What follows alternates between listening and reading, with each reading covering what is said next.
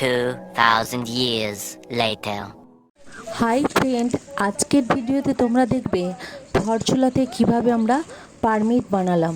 প্রথমে আমরা গেলাম হসপিটাল, সেখানে আমাদের বিভিন্ন রকমের চেক আপ করার পর তারপর ফিট সার্টিফিকেট দেওয়ার পর আমরা চলে গেলাম থানাতে।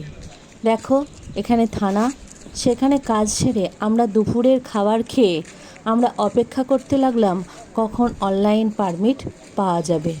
দেখো আমরা অনলাইন পারমিট পেয়ে গেছি, এরপর আমাদের যাত্রা শুরু হবে।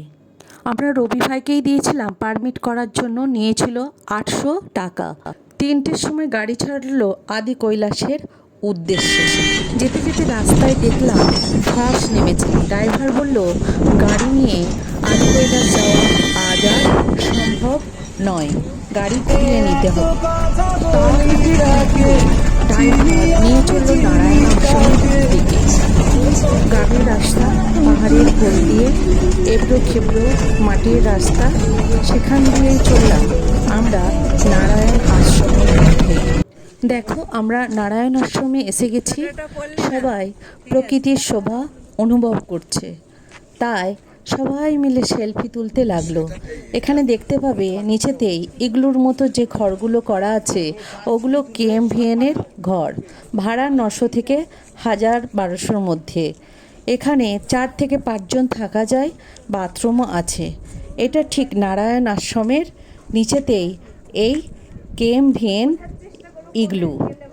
দেখো আমরা নারায়ণ আশ্রমে এসে গেছি। মেঘলা আকাশ এবং খুব অন্ধকার হয়েই আসছে, কিছুক্ষণের মধ্যেই অন্ধকার নেমেও এলো। এই শীতের মধ্যে চায়ে চুমুক দিচ্ছে। দেখো গল্পের আসর জমে উঠেছে। সবাই মিলে আমরা গল্পের আসর নারায়ণ নিয়ে আলোচনা চলছে। তো নারায়ণ কি বলেছিল তো আমার জানা নেই, কিন্তু আমার মনে হয় প্রত্যেকটা মানুষের মধ্যেই নারায়ণ রয়েছে।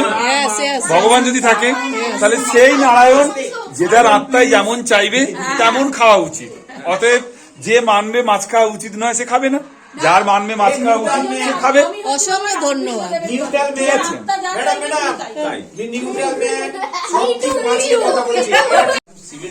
ইনি হলেন নারায়ণ আশ্রমের ম্যানেজার। ইনি এই আশ্রমের যে গল্প শোনালেন তা হলো 1936 সালে নারায়ণ স্বামী এই আশ্রম প্রতিষ্ঠা করেন। এটি 2734 মিটার ওপরে অবস্থিত। এই আশ্রমটি করতে প্রথম জায়গা দিয়েছিলেন কুশল সিং হায়াঙ্কি। প্রথমে এটা পাকা ঘর ছিল না, কুঁড়ে ঘর ছিল। এটা বানাতে 13 বছর সময় লেগেছিল, কারণ লোকের অনুদানে একটু একটু করে এই আশ্রম প্রতিষ্ঠা করা হয়েছিল। এখানে অনেক ছোট ছোট ছেলে মেয়েদের পড়ানো হয়, এছাড়া যুবকদের বিভিন্ন প্রশিক্ষণও দেয়া হয়। শুধু তাই নয়, এখানে লাইব্রেরি, ধ্যানকক্ষ ও সমাধিস্থলও আছে। এখানে সবসময় আসা যাবে, তবে বর্ষাকালে না আসাই ভালো। বর্ষাকালে এখানে আসাটা অনেকটাই বিপজ্জনক তিনি বললেন।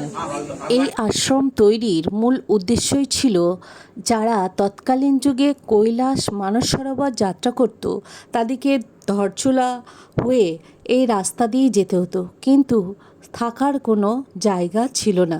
তাদেরকে আশ্রয় দেওয়ার জন্য এই আশ্রম তৈরি করার পরিকল্পনা হয় এবং বিভিন্ন লোকের কাছ থেকে জায়গা নিয়ে এই আশ্রম তৈরি হয়।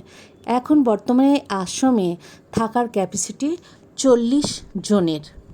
এখানে বর্তমানে থাকতে গেলে থাকা খাওয়া মিলিয়ে 700 টাকা দিতে হয়, যেটা খুবই কমই। এখানে কিন্তু খুব সুন্দরভাবে খাওয়া দাওয়া থাকার ব্যবস্থা আছে। সবচেয়ে সুন্দর এখানকার প্রাকৃতিক শোভা, পাহাড়ের কোলে এক সুন্দর পরিবেশের মধ্যে থাকা। আমি ভোরবেলা থেকে উঠেই এই নারায়ণ আশ্রমের প্রাকৃতিক শোভাতে মুগ্ধ হয়েছিলাম।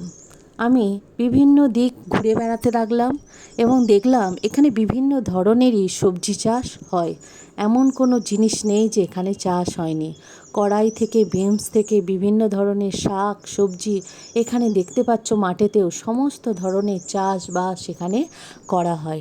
আমাদের রাতের খাবারের মেনু ছিল খিচুড়ি, বাঁধাকপি আলু মটরশুঁটির তরকারি, পাঁপড়, চাটনি, গাওয়া, ঘি। গাইজ এই অসময়ে আমরা একটা রডোডেনড্রনের খোঁজ পেয়েছি, এই যে মাসি পোজও দিয়ে দিয়েছে। বাকি রডোডেনড্রনের গাছ ভর্তি, কিন্তু এই টাইমে হয় না রডোডেনড্রন। দারুণ ভিউ। এই যে আমার, ও বাবা আবার ফুল গুজেছে। এই যে এরা কি শুরু করেছে। স্তুতি আর আমি বাচ্চা বেলাতে পৌঁছে গেলাম এই ভিডিওর মধ্য দিয়ে। সারা হেসেই যাচ্ছে। তনুশ্রী আর মিঠাই এখনো দেখা পায়নি, মাসি কারণ নাচছে। মিঠাইয়ের শরীরটা ভালো নেই। এবার চলো আমরা নারায়ণের আরতি দেখি।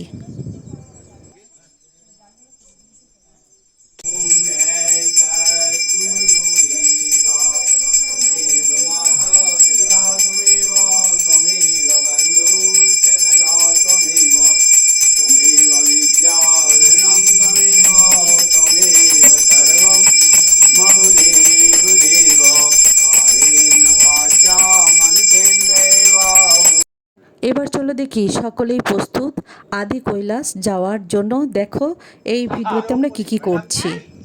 আদি কৈলাস যাওয়ার জন্য সবাই তৈরি, তাই ব্যাগ গোছানো সব কমপ্লিট করে নিচ্ছি। এবার যখন স্তুতিকে ডাকতে যাচ্ছি আরতি দেখার জন্য। কাকু বলে গেলেন 8:30টার মধ্যে আমাদের বেরোতে হবে আদি কৈলাস যাওয়ার জন্য, না হলে রাস্তায় যে কোনো বিপদ আমাদের জন্য অপেক্ষা করছে। কিন্তু লাস্ট সময় একটু ফটো তুলবো না, ভিডিও করব না, একটু হিরোইনের পোজ দেবো না, কি করে হয়? তাই আমি কাকুকে বললাম যে একটুখানি যেন আমাদের ভিডিও করে দেয়। কাকু রাজি হয়ে গেলেন। আমি গোলাপের গাছের পাশে পোজ দিয়ে দিলাম। দেখো আমি দাঁড়িয়ে আছি ছবি তোলার জন্য। অন্যদিকে সানা হলিউডের নায়িকা হয়ে গিয়ে সেও পোজ দিতে শুরু করে দিল। আর একজন নায়িকা আসছে দূর থেকে, সে হয়তো বলিউডেরই হবে। তাহলে 3 নায়িকাই আছে, হলিউড, টলিউড, বলিউড। তাই একটু সেলফি, একটু ছবি হবে না? তা কি হয়? দেখো ছবি আমরা তুলছি, নায়িকা হয়ে গেলাম। এবার সকালের ব্রেকফাস্ট করব। ব্রেকফাস্টে হয়েছিল রুটি, পরোটা, চা, সবজি, হালুয়া, সুজির হালুয়া। দেখো এনারা কীরকমভাবে রান্না করছে, সব কিছু বানাচ্ছে। নারায়ণের সাথে বিদায় নিয়ে আমরা চললাম আদি কৈলাসের দিকে। সেই একই রাস্তা, মাটির রাস্তা, ঘাট হয়েই আমাদের যেতে হবে। যেতে যেতে আমরা একটা গ্রাম, সেই গ্রামটা হলো বুদি গ্রাম। কিছুক্ষণ ওখানে দাঁড়িয়ে ফটোশ্যুট করে আমরা আমাদের গন্তব্যস্থল গুঞ্জিতে হাজির হলাম। গুঞ্জিতে বিভিন্ন হোমস্টে প্রথমেই দেখতে পাচ্ছ, এগুলো সব হোমস্টে। তোমাদের জানিয়ে রাখি এই আদি কৈলাস যাত্রার যে গাড়ি, তার প্যাকেজটা ছিল 24,000 টাকা। আর নারায়ণ আশ্রম যাওয়ার জন্য নিয়েছিল আরও এক্সট্রা 2,000 টাকা। তাই একটা গাড়িতে পড়লো 26,000 টাকা। 5 জন গাড়িতে কিন্তু আসা যায়, কোনো সমস্যা হয় না। আমরা গুঞ্জিতে ছিলাম অর্চনা হোমস্টেতে। আর গুঞ্জি নাভি তোমরা 2 জায়গাতেই থাকতে পারো, কিন্তু কুটি আর জলেঙ্কান্দ না থাকাই ভালো, কারণ সেখানে জলের অভাবের সাথে সাথে অক্সিজেনের অভাব প্রচুর পরিমাণেই হবে। এই যে দেখতে পাচ্ছ এগুলো সবই কিন্তু হোমস্টে, তাই আগে থেকে বুক করে যাওয়ার কোনো প্রয়োজন নেই, তোমরা কিন্তু হোমস্টে পেয়ে যাবে। আমার পরবর্তী ভিডিওতে তোমরা দেখবে এই হোমস্টেতে কিভাবে থাকলাম, কত টাকা খরচ পড়লো এবং আদি কৈলাস যাত্রা কিভাবে করলাম। তোমরা আমার সাথে থেকো, আমি ভালো ভালো ভিডিও তোমাদের দেখাবো।